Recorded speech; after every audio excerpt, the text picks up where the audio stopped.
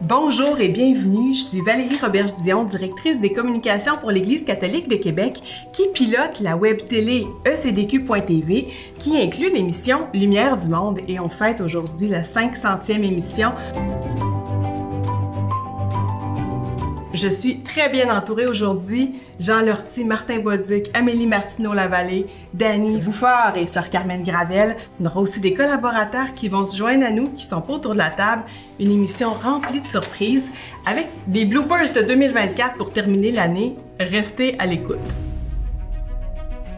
On débute avec Jean Lortie. C'est le visionnaire derrière l'affaire et le fondateur de ECDQ.tv. Comment ça a démarré tout ça? En fait, moi, j'étais responsable de la Journée mondiale de la jeunesse en 2002 pour le diocèse de Québec. Suite à cet événement-là, j'ai eu l'intuition de réaliser des petits reportages. J'avais une caméra qui était de relative qualité, une bonne qualité, et les mettre sur Internet. On est à l'époque où les YouTube de ce monde n'existaient pas. C'était vraiment précurseur, en tout cas, de ce côté-là. Donc, je commence à réaliser des petits reportages jeunesse, des reportages en lien avec ce qui se passait au niveau de la pastorale diocésaine. Je mettais ça sur Internet. Ça a fait un succès quand même assez important.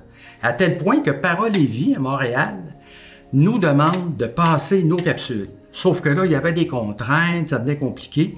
Et avec deux de mes amis, Michel Fontaine et Michel Fauteux, on avait une petite corporation qui s'appelait l'Institut apostolique Renaissance. Et on s'est dit, pourquoi on ne ferait pas notre propre émission? Et on a relancé ce qui était autrefois ce qu'on appelait Sur la place, qui avait été abandonné pour des raisons administratives. Alors, on s'est dit, on essaie, on se lance, on fait une émission hebdomadaire. Et avec toutes les données qu'on avait déjà pour l'émission Sur la place, on a été capable à ce moment-là de diffuser l'émission Lumière du monde un peu partout à travers le diocèse de Québec. Mais pendant les premières années, les 2-3 premières années, c'était vraiment une émission qui était indépendante, qui était produite par l'Institut apostolique Renaissance en collaboration avec le diocèse.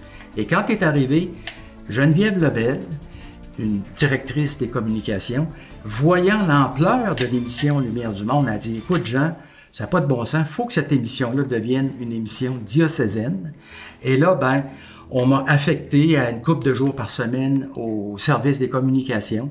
Et puis, Lumière du monde est devenu vraiment un lieu de diffusion de la bonne nouvelle du diocèse de Québec. Très intéressant. En plus de visionnaire, il faut rajouter à tes qualités un peu chef d'orchestre, parce qu'on voit tout le côté artisanal de tout ça. Tu as su t'entourer, tu as vécu plein de péripéties. Y aurait-il une anecdote que tu voudrais nous partager aujourd'hui? On a toujours travaillé avec des moyens assez rudimentaires. Si on regarde des chaînes professionnelles qui font des reportages, c'est incomparable avec ce que nous, on avait comme on fait des petits miracles. Quand est arrivé le congrès eucharistique, parce qu'on était en direct, ça aussi, c'est une première. C'était la première fois qu'un congrès eucharistique était diffusé à travers, disons-le, le monde, par le biais d'Internet. Donc, tout était en direct. Et là, arrive la procession de la fête Dieu. Mais là, on n'avait pas les téléphones d'aujourd'hui. Aujourd'hui, si on réalisait la même chose, avec les téléphones, on serait capable d'être sur place, d'envoyer des images à la console, puis tout ça. Dans ce temps-là, il n'y avait rien de ça. Alors, j'ai imaginé qu'on aurait quelques caméramans le long du parcours de la procession. On avait nos invités en studio, 3 invités qui réagissaient à la procession, qui donnaient leurs commentaires. Et là, je me suis dit, comme il y a beaucoup de trafic, on va envoyer des vélos. On avait des jeunes en vélo qui s'en allaient prendre des cassettes, parce que les caméramans travaillaient sur des petites cassettes, prenaient les cassettes, rapportaient les cassettes au Colisée. Mais là, c'était le chaos. Parce qu'on avait, imaginez, on avait réussi à avoir un hélicoptère 1 heure de temps à coût réduit pour avoir des images aériennes. Il n'y avait pas de drone dans ce temps-là. Là, arrivent les cassettes, mais là, il fallait visionner les cassettes, regarder qu'est-ce qu'on voulait diffuser. Les intervenants discutaient, mais ça leur prenait des images. Là, je suis venu complètement débordé. Les fils pendaient partout. C'était un cauchemar.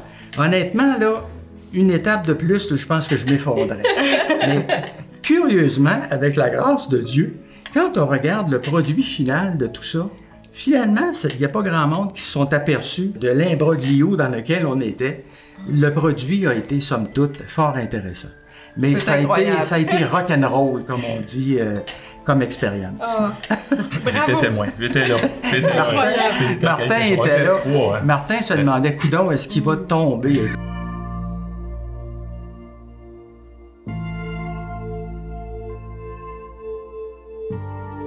Et là, tu as piloté un certain nombre d'émissions, de très nombreuses émissions. Y a-tu un bon souvenir d'émission qui t'avait particulièrement touché, un reportage, une chronique? Ben, ce qui me revient, c'est vraiment mon reportage sur mon expérience à Compostelle. L'entente qu'on avait, c'était que je faisais le reportage, le pèlerinage de Compostelle. J'envoyais au diocèse de Québec quelques petits reportages tout au long de la marche. Par vélo? Non, pas par vélo cette fois-là. Mais, écoutez, vous savez ce que c'est, faire le pèlerinage à Compostelle, le pack-sac sur le dos, la caméra d'un bord, l'ordinateur. Écoutez, je partais très tôt le matin pour devancer le groupe, pour être capable d'avoir des images des pèlerins qui marchent. Une fois que les pèlerins m'avaient dépassé, c'était impossible de les rattraper avec l'équipement que j'avais. Fait que je priais, je prenais des images. Mais ça a été une belle expérience. De belles images, des entrevues avec les jeunes qui vivaient quelque chose d'extraordinaire. Honnêtement, là, c'est un de mes coups de cœur. C'est un de mes plus beaux reportages, je pense, là, que j'ai pu avoir l'occasion de faire.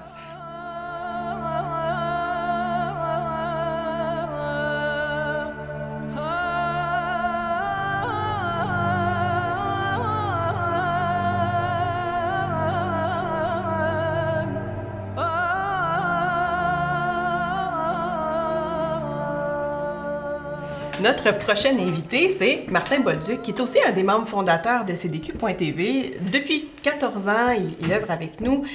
Maintenant, coordonnateur de la web télé et aussi agent de pastoral. Donc, ça fait une belle expertise. Alors, Martin, qu'est-ce qui t'avait amené à rejoindre l'équipe? En fait, tu dis fondateur, mais je suis un petit peu moins fondateur que Jean quand même. Un peu moins fondateur. Ouais, je suis arrivé en 2007. Je suis arrivé à Québec pour aller au Grand Séminaire. Après un an, j'avais dû quitter le Grand Séminaire. Et puis, j'ai rencontré, je me rappelle pas, j'ai rencontré Jean, je pense. Puis on s'est mis à parler de ce qu'il faisait. Puis moi, ça me rejoignait. J'avais été auparavant, là, j'avais une petite entreprise avec mon frère en communication. Mais c'est plus en programmation, moi j'étais ingénieur. Alors je connaissais pas la vidéo, ces choses-là, mais ça m'interpellait. Et puis quand le congrès est arrivé, mais là j'ai embarqué dans l'aventure avec Jean là, pour préparer le congrès eucharistique. J'avais déjà donné mon nom pour être volontaire pour le congrès. Alors j'ai juste changé un peu d'équipe. Là. Du site web, j'ai passé à la télévision diocésaine. Et puis c'est là qu'on est parti l'aventure. Et là, tu as développé toutes tes habiletés, tu as ajouté plein de cordes à ton arc. Là. On te connaît comme un gars de solution. Et il y a quelqu'un qui vient à ton aide en cas de problème, n'est-ce pas? Il y aurait plusieurs anecdotes à compter là-dessus, et c'est plus Jean qui a vécu la première, mais je vais compter la mienne. Les moments les plus stressants de CDQ, c'est les directs. On fait des directs à la cathédrale pour l'ordination d'un évêque. Je pense que c'était, je ne me rappelle pas quel évêque c'était. Mais on était la veille, on était autour d'une table, je me rappelle, on était dans le local de la régie, et puis on jasait. Puis là, je disais à Jean, il nous manque un adaptateur pour demain. Si on ne l'a pas, à l'époque, en fait, même à une journée de préavis, on ne peut pas le trouver. Là. Donc, si on ne l'a pas, on ne peut pas faire le direct. Là. Fait que j'étais un peu nerveux, ça faisait une semaine que je le cherchais.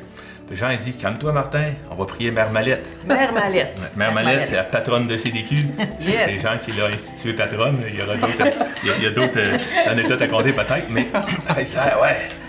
OK, prenons du temps. On a pris peut-être 1 ou 2 minutes. Et à la fin, je me rappelle, à la fin de la prière, j'étais assis comme ça. On était dans le local, il y avait plein de matériel derrière moi dans une étagère. Instinctivement, je me retourne, je tire une boîte, je mets ma main dedans, puis c'était l'adaptateur qui était là. C'était surréel. Ouais, j'avais vérifié au moins 10 fois dans cette armoire-là, mais là, incroyable. Ça avait commencé comment, la session de Mère Mallette? Moi, je connaissais pas vraiment. Je l'avais entendu parler un peu de Mère Mallette. J'étais chez des Sœurs de la Charité pour enregistrer une conférence. Alors là, je savais que les Sœurs de la Charité étaient très bien équipées d'une console, puis des amplificateurs, puis tout ça. Fait que moi, je me suis dit, je vais me brancher dans la console parce que les haut-parleurs étaient un peu inaccessibles, puis le son était vraiment pas terrible avec le micro de la caméra. Là, je commence à chercher dans la console où était la sortie pour être capable de brancher ma caméra. Là, le temps passait. Avance, avance, avance. Là, j'ai dit, qui est responsable de la technique ici? Il m'arrive une bonne petite religieuse qui savait où peser sur le piton, puis à peu près, c'était à peu près tout. Pas moyen de trouver la fameuse sortie. On était à 5 minutes de l'enregistrement. Là, la bonne religieuse, elle me dit, « Monsieur Lortie, on va prier Mère Mallette. » OK. Alors, il restait 5 minutes, là. Fait que là, on prend 1 minute pour prier Mère Mallette. Après notre prière, il y a un fil dans la console, clouc, qui tombe, qui se met à bouger comme ça, et c'était la prise de la sortie de la console pour être capable de brancher notre caméra. Alors, à partir de ce moment-là, on s'est dit, regarde, là, Mère Mallette, là, on l'engage. On va l'engager, on va prier quand on va arriver dans... Puis, combien de fois, là, il nous est arrivé des pépins techniques, puis avec la photo de Mère Mallette, à un moment donné, oups, ça se résout.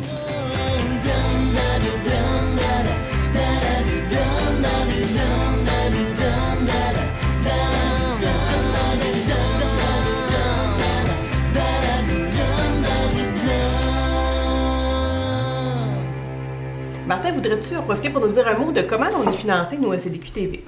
Enfin, on est vraiment privilégiés. La grande majorité de notre financement vient du diocèse de Québec. Depuis des années, notre évêque croit beaucoup à la mission de CDQ, de communication.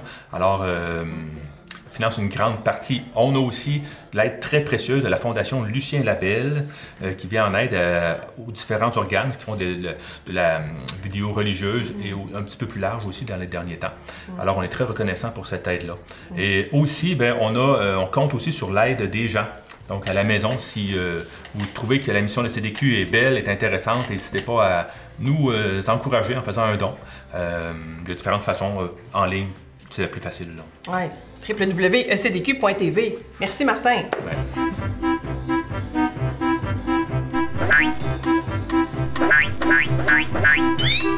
On passe maintenant à Amélie Martineau-Lavallée, qui chez nous est dimestre, mais qui fait aussi, qui participe à toutes les étapes de la production, que ce soit de la recherche, du journalisme, du découpage. Tu es très, très polyvalente. Merci d'être là. Qu'est-ce que tu aimes dans ton travail? Et moi, là, contrairement à toi, qui était la première journaliste à CDQ.tv, j'ai pas de formation de journaliste, mais mon Dieu que j'aime ça. Interviewer les gens, rencontrer les gens. Je suis souvent touchée par la beauté des gens qu'on rencontre. Vraiment, même quand je fais le découpage d'entrevues que j'ai pas fait moi-même, là, je suis vraiment impressionnée. Puis je me dis, Colin, qu'il y a du bon monde, puis qu'il y a des beaux projets dans l'Église, dans notre société au Québec. Puis t'as un don particulier pour mettre les gens à l'aise. J'avais une anecdote là-dessus, je crois. Une de mes premières entrevues, tu sais. Puis en général, effectivement, je me dis, mon travail, c'est ça. C'est de rendre les gens à l'aise pour que le meilleur d'eux-mêmes sorte pendant les reportages. Fait que là, tu sais, puis j'ai un couple devant moi, puis ils sont vraiment nerveux. Fait que là, tu sais, puis là, ils disent, on a chaud, on a chaud. Fait que là, je me dis, je vais essayer de trouver une façon de les déstresser. Fait que je dis, ah oui, ça doit être l'éclairage du spot, hein, ça dégage la chaleur pour mettre la faute sur quelque chose d'autre, tu sais, pour les détendre un peu.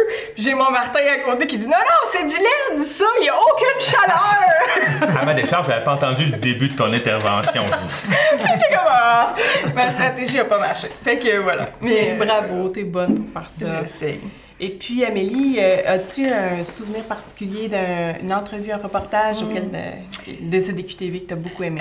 Tous les reportages qu'on a fait sur les Autochtones, quand le pape est venu, pendant 1 an, on s'est renseigné là-dessus. C'est quelque chose que je connaissais pas beaucoup. Ça m'a permis de rencontrer des gens qui travaillent avec les Autochtones, Jean Désy, Mathieu Lavigne, des Autochtones, Natine Rousselot, André Paul, puis Manon Sioui qui a fait la chasuble du pape, puis ça m'avait vraiment marqué.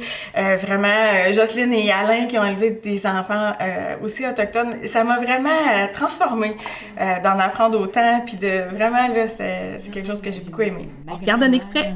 J'avais 3 ans, je m'assisais et je regardais ma grand-mère perler des dessus de mocassins. Puis ça me fascinait.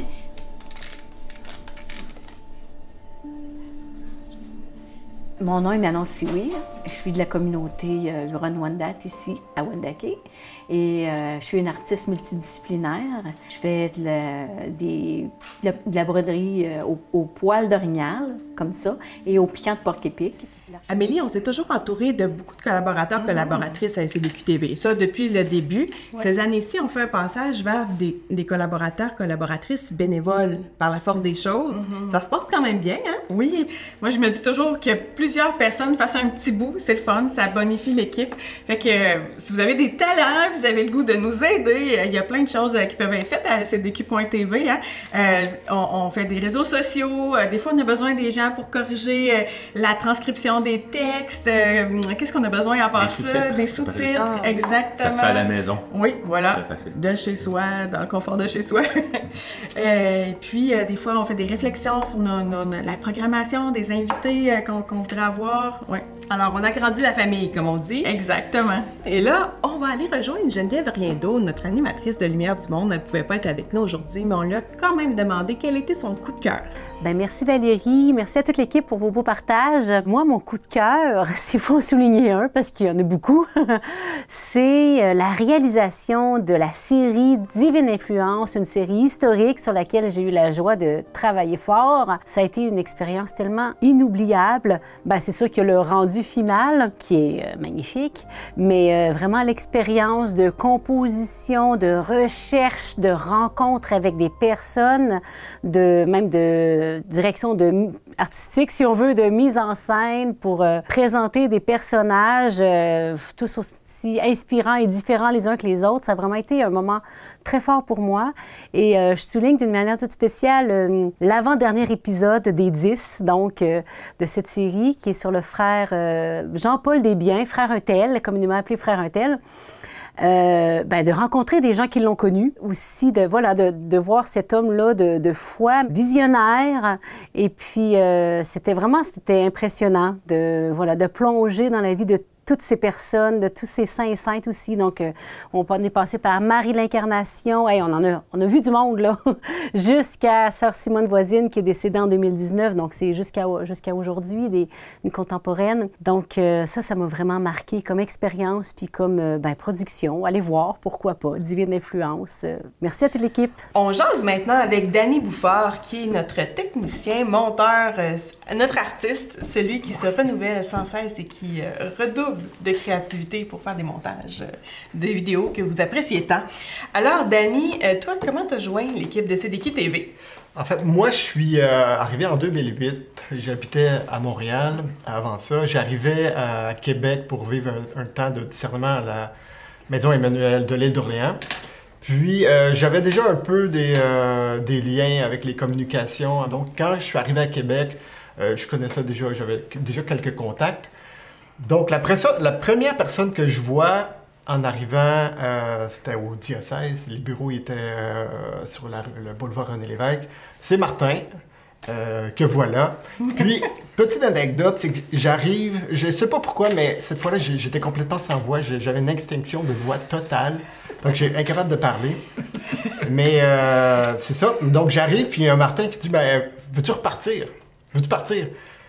Je suis parti, oui, c'est parce qu'il y a un pèlerinage, puis on aimerait ça envoyer quelqu'un pour suivre le pèlerinage de l'Arche. C'était comme un objet symbolique qui cheminait en vue du congrès eucharistique, c'est ça, qui partait de Midland en Ontario, puis qui revenait à Québec. C'était un 1000 km symbolique. Donc, c'est ça, Martin me demande d'aller rejoindre le pèlerinage pour filmer. Donc, le plan de fou, c'était de filmer une capsule par jour, de l'envoyer pour qu'elle soit diffusée. J'avais pas d'expérience en montage vidéo. Je m'étais jamais servi d'une caméra, ou à peu près pas. J'avais jamais utilisé un Mac. Martin, t'avais la foi. Martin, il est dans l'abandon total. C'est soit ça ou l'inconscience. Elle dit, je vais te faire un crash course. Un crash course, ça veut dire un cours express. Moi, je suis parti. Je pense que dans l'abandon, je suis un peu innocent peut-être aussi. Donc, je rejoins le pèlerinage de l'Arche. Il y avait des gens qui marchaient avec l'Arche, puis il y avait une roulotte qui suivait aussi. Donc, le plan, c'était, je filmais, je rentrais dans la roulotte, je faisais mon montage vidéo. Et puis, mais là, c'était une roulotte qui roule à 3 km/h. Il faisait chaud. De temps en temps, je pognais la nausée. Tu sais, c'est comme ça avance partout. C'est dur, là. C'est comme. C'est ça. Donc. C'est incroyable que tu aies persévéré. Oui, quand même. Je l'ai quand même fait 2 semaines, là, à peu près. Là. Dans le fond, c'était une initiation. Non, j'étais dans la dynamique de Jean Lortie qui m'avait enseigné comment travailler ces défis comme ça. Oui, c'est ça. Fait que ça a été ça, mes débuts. Génial. L'Arche de la Nouvelle Alliance. Portageur. Maxime est prête pour marcher avec nous jusqu'à Québec, 1000 km, 64 jours, oui? Si tu es d'accord, dis rien. Merci. Dany, épisode coup de cœur, reportage intéressant pour toi? J'irais avec épisode, reportage anecdotique, le carpool karaoké qu'on avait fait. Il y avait une mode carpool karaoké, c'est des gens qui rentrent dans un auto puis qui chantent. Ça swing! Ça swing! Nous, on avait voulu reprendre le concept. Et puis, ça, c'était le tournage le plus compliqué que j'ai fait de ma vie. Je pense qu'on avait 6 caméras, 6 cellulaires d'accrocher un peu partout dans l'auto. On avait des micros branchés un peu partout. On avait une auto qui suivait, qui captait le son. Puis, en tout cas, le casse-tête à monter, ça, c'était épouvantable. Je pense que j'ai dû travailler au moins une semaine là-dessus. Pour un truc de 2 minutes, genre? C'est ça, pour un truc de 2 minutes. Puis au bout de la semaine, j'ai envoyé ça à Jasmin, qui était directeur des communications. Il me dit, moi, mais on peut pas passer ça. Anne-Sophie a pas sa ceinture de sécurité. Je fais, oh non, c'est pas sérieux. Fait que là... Vous avez repris? Fait que là, il avait fallu reprendre le tournage. Puis en tout cas, là, ça avait été encore un autre casse-tête. Mais c'est pour ça, pour dire, ça avait été compliqué. On a beaucoup de gens qui font connaître notre travail. On a des ambassadeurs, des ambassadrices. Si vous en faites partie, merci infiniment. On a cette année un collaborateur qui a travaillé super fort, c'est Serge Mercier. Et il a cogné à toutes les portes des télés communautaires, genre du nord de l'Ontario jusqu'en Gaspésie. Et il a fait monter le nombre de télévisions communautaires qui nous diffusent à 32. Alors... salutations à tout le monde, peu importe d'où vous venez. Et vous êtes très nombreux aussi à nous suivre sur Internet, bien sûr, ici, ailleurs et partout dans le monde. Là, j'aimerais, Dany, toi, souvent, tu nous envoies des statistiques de nos performances, puis c'est sûr qu'on les étudie aussi pour faire de mieux en mieux. Qu'est-ce que tu as à nous dire en quelques mots? Oui, alors, quelques statistiques. Dans la dernière année, sur YouTube, on a augmenté de 2000 personnes. Sur Facebook, on est allé rejoindre 7000 personnes de plus. Pour l'année, ça représente 2,5 millions de visionnements à peu près. Donc, toi, Amélie, tu disais c'est 13 personnes par jour qui s'abonnent sur YouTube, sur Facebook. Oui, exact. C'est quand même, je pense, pour une chaîne, une web télé catholique, je pense que c'est quand même... C'est excellent. Ouais. Excellent. Un total de 20 000 abonnés qu'on a. Oui. Sur Facebook, on est 20 000. Ouais. Et on diffuse sur TikTok aussi. On est presque 14 000 sur YouTube. Oui, c'est ça. TikTok, c'est notre innovation depuis une année ou deux. Là, Ça fait 1 an. 1 an, oui, c'est ça. C'est notre première année sur TikTok. Fait qu'on est quand même sur 5 plateformes. Donc, notre site web, YouTube, Facebook, Instagram et TikTok. Merci de travailler fort là-dessus. Puis merci à vous, à la maison, d'y contribuer à ce rayonnement. Alors, maintenant, on va aller écouter nos collègues des services diocésains qui vous ont fait part aussi de leur coup de cœur. Reportage qui t'a le plus marqué et pourquoi dans les dernières années? Alors, j'ai beaucoup aimé les chroniques avec Louis-André Richard, qui est professeur de philosophie, qui nous emmenait plein de sujets, qui nous faisait avoir un nouveau regard sur plein de choses, autant au niveau de la religion ou autant l'aide médicale à mourir. Alors, voilà. C'est un collègue, Bruno Bernard, qui est à Lévis, qui parlait du discernement spirituel. J'ai trouvé ça rafraîchissant puis éclairant, surtout dans le cadre de mon travail travail là, au niveau du catéchuménat. Alors, le reportage que j'ai aimé, c'est celui avec un père qui s'appelle Denisot et qui a parlé sur la vie qui ne finit pas. Il disait ceci: accueillir les gens dans le deuil, c'est écouter leurs questions à travers les pleurs, mais ouvrir à cette espérance-là que le lien n'est pas coupé, que la vie se continue avec ces personnes-là.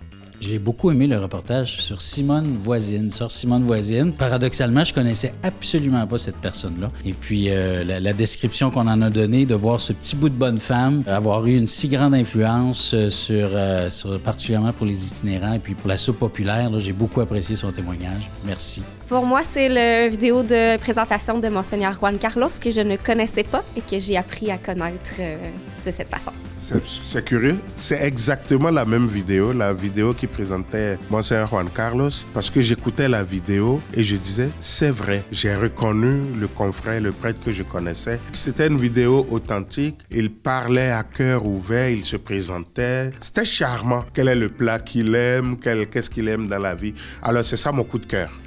Enfin, c'est au tour de Sœur Carmen de nous parler un peu. Sœur Carmen, elle a 84 ans. Elle m'a permis de dire son âge. Et depuis 2008, elle est membre de notre équipe comme relationniste. Elle rédige l'infolettre, elle est réviseur linguistique et elle nous rend beaucoup de services. Merci beaucoup d'être là, Sœur Carmen. Des petits services qui vont avec mon nom de petite franciscaine de Mars. Et qui vous a recruté, Sœur Carmen? Alors, c'est Jean Lortie. C'est toujours de sa faute! Probablement parce qu'il connaissait ma sœur, il avait travaillé avec elle et puis il pensait peut-être que je pouvais avoir un petit peu de ressemblance avec elle, il l'aimait bien. Alors, je ne connaissais absolument rien, moi, absolument rien de la technique, rien, moins que rien. Mais je me suis dit, je devrais être capable d'apprendre encore. Alors, avec ses bons conseils et tout ça, je suis embarquée dans le projet.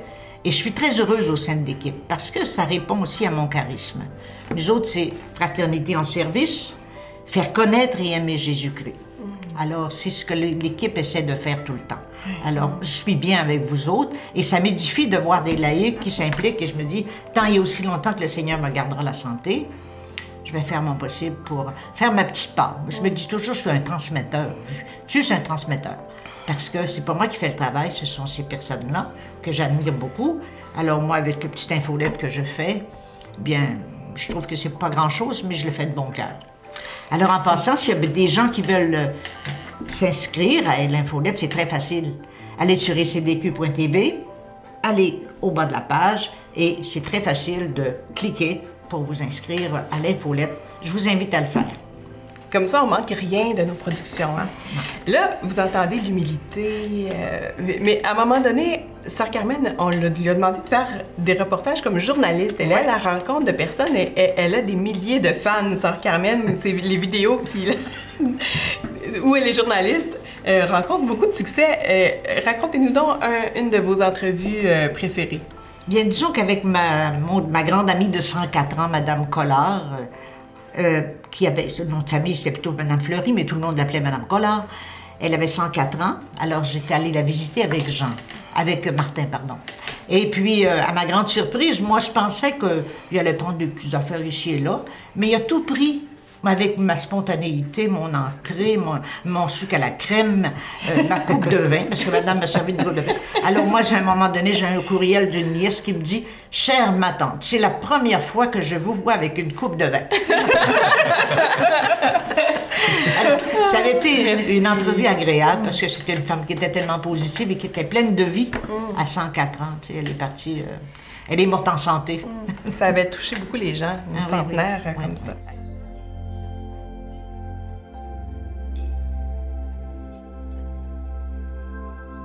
Et on rejoint maintenant Jasmin Lemieux-Lefebvre, qui est mon prédécesseur à la direction des communications du diocèse de Québec, que vous avez bien connu, et qui nous envoie un petit message vidéo pour nos 500 bougies. Bonjour, alors je me rappelle très bien de mes débuts à Lumière du Monde.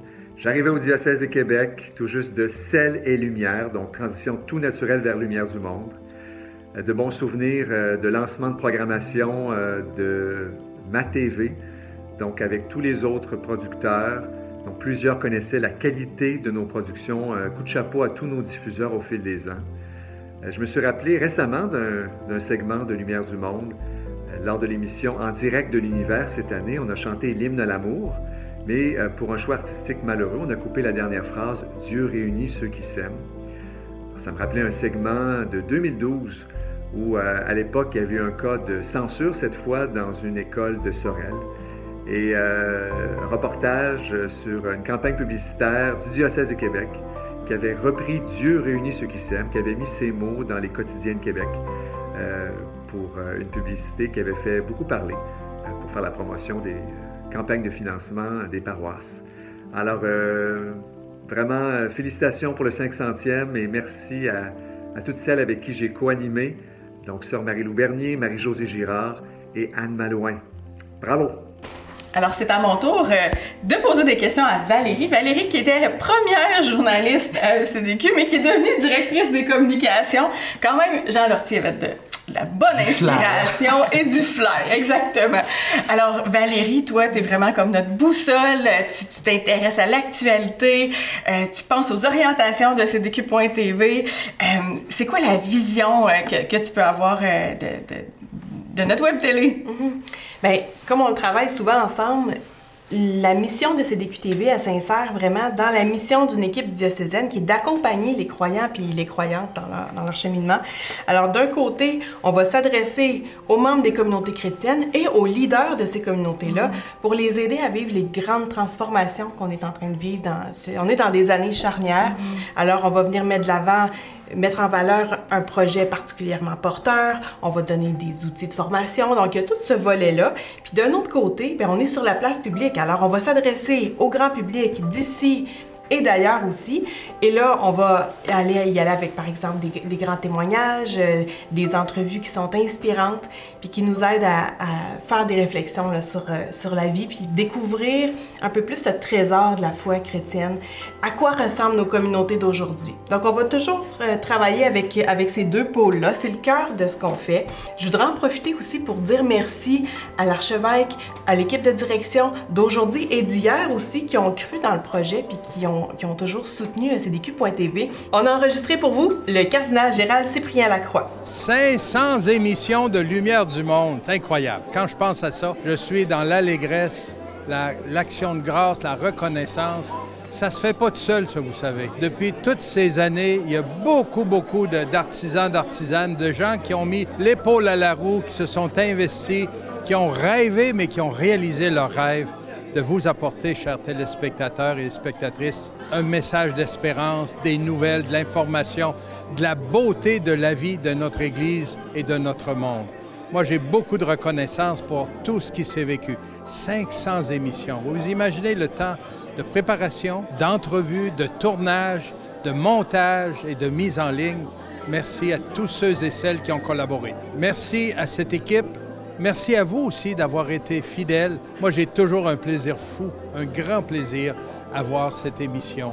Et on espère qu'elle soit diffusée encore longtemps. Notre monde a besoin de ces messages d'espérance, de ces témoignages, de cette beauté. Jésus nous le dit, vous êtes la lumière du monde. Il l'est lui, mais on l'est nous. Et c'est un plaisir, je peux vous le dire, pour notre diocèse, de pouvoir rayonner cette lumière-là à travers ce qui se fait de beau. Lumière du monde apporte de la lumière dans nos vies. Merci à tous ceux et celles qui sont engagés, ceux qui sont engagés aujourd'hui, et à ceux et celles qui prendront aussi la décision de se joindre à l'équipe. Félicitations, 500 chandelles, que Dieu continue de vous bénir. Tu es à la barre du bateau, Valérie, depuis 2019 avec nous comme directrice. Y a-tu un coup de cœur dans les reportages que tu as fait ou qu'on a fait? Je dois dire que j'ai beaucoup apprécié avoir le privilège, comme tu le nommais tantôt, de rencontrer des personnes de grande qualité puis qui nous apportent un message important. J'ai fait, dans les entrevues qui m'ont beaucoup marqué, une entrevue de fond avec Jean-Guy Nadeau sur la compréhension de la souffrance des survivants d'abus sexuels, une entrevue avec le cardinal Jean-Marc Aveline sur le dialogue interreligieux, une entrevue avec le père Vincent Leclerc, bioéthicien, prêtre, qui nous parlait de l'accueil de la vulnérabilité dans l'Église, et Jenna Smith, c'est sur toute la prévention de la violence conjugale puis l'accueil des victimes de violences conjugales. Donc, des dialogues importants, ça m'a beaucoup marqué, puis je vais continuer à en faire. Est-ce qu'il y a une anecdote qui te vient en tête? J'en ai une, et j'ai fait chercher Dani à ce sujet-là pour retrouver le fameux morceau « Le pèlerinage en Beauce » que j'ai filmé avec Jean Lortie. Il faut savoir que c'était ma première intervention avec CDQ.tv, avec Jean. Nous sommes présentement à Saint-Georges-de-Beauce.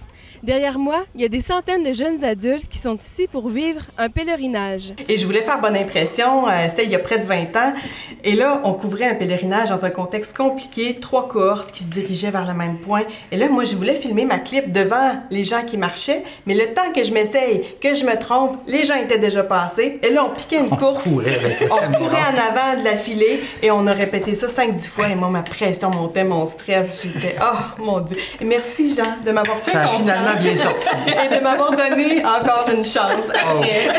Ça fait du beau travail. C'est drôle, la vie, où ça nous amène. Alors, je suis très heureuse d'être avec vous autres aujourd'hui. L'Église, encore en 2004, au Québec, peut répondre à cette soif de sens, à cette soif d'absolu qu'il y a dans le cœur des jeunes. Merci pour cette recherche dans nos archives et tu nous as trouvé aussi, Dani, des bloopers de la dernière année. On regarde ça. Le mois de décembre arrive à grands pas. Vous aussi, vous pouvez faire une différence en donnant pour les paniers de Noël la guignolée. Monseigneur Lacroix, est-ce que vous êtes chevalier de colombe? Avant, j'aimerais d'abord saluer ma mère qui est à l'écoute cet après-midi et lui dire, maman, je vais être en retard pour le souper, là, j'ai quelques entrevues. Merci. Est-ce que tu veux dire bonjour, toi? Oui. Bonjour. Dis comment tu t'appelles. Je m'appelle Émile. Et j'ai quel âge? 4 ans. Et pourquoi tu aimes ça, le préscolaire? Ben, je ne sais pas. Voilà. Mardo aussi. Pour Martin, nos deux ensemble, ça va pas bien. Donc non, c'est pas contre-intuitif, c'est au contraire, c'est, je pense que c'est boostant. Voilà. Je sais pas si on dit ça en québécois. Boostant, non? Boostant. Ça donne stimulant. Oui, c'est stimulant. Ça donne du boost. Ça donne du boost.